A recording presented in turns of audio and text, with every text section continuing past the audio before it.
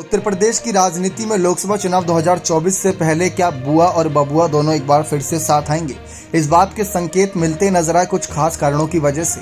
हाल ही में बसपा ने साफ कर दिया था कि उनका वोट बैंक तो ट्रांसफर हो जाता है, लेकिन दूसरी पार्टियों का वोट बैंक हमारी पार्टी के साथ यानी बसपा में ट्रांसफर नहीं होता, जिसकी वजह से वह गठबंधन नहीं करेंगी।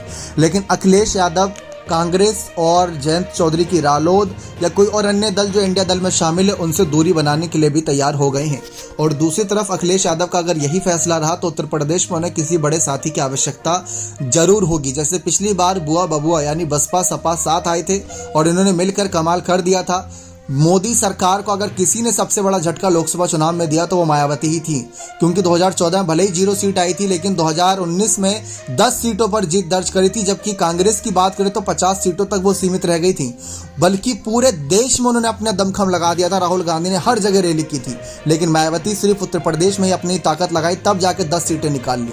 तो राष्ट्रीय पार्टी होने के नाते मायावती की पार्टी का थोड़ा दबदबा तो है। लेकिन अब बात आती है अखिलेश की। अखिलेश ने हाल ही में ऐलान किया है, खबरें आई हैं कि कम से कम 65 सीटों पर गठबंधन के तहत वे चुनाव लड़ेंगे।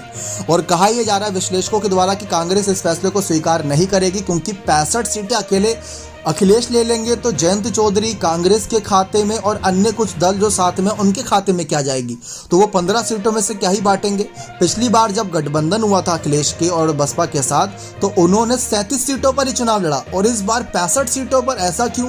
तो ये सवाल कांग्रेस भी उनसे पूछ रही है, जबकि हर कोई जानता है कि कांग्रेस का जनाधार कम है।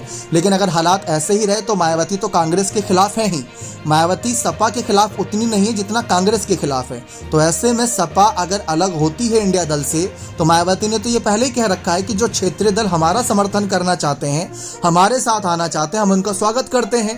अभी हाल ही में कुछ राज्य के विधानसभा चुनाव में क्षेत्रीय पार्टी के साथ गठबंधन भी हुआ है। तो ऐसा नहीं कि गठबंधन से मना ही कर दिया गया है। वोट ट्रांसफर होगा तो ही गठबंधन होगा, और उसके बाद विचारधारा मिलेगी तो ही गठबंधन होगा। और अगर मायावती को प्रधानमंत्री बनाकर चुनाव लड़ा जाएगा तो ही गठबंधन होगा। लेकिन अखिलेश का ये सारी शर्तें मानेंगे या कांग्रेस अखिलेश की शर्तें मान लेंगी और इतनी ही सीटों पर चुनाव लड़ने के लिए तैयार हो जाएगी, ये देखना बेहद दिलचस्प रहेगा। बने रहे चैनल के साथ। बहुत बहुत धन्यवाद।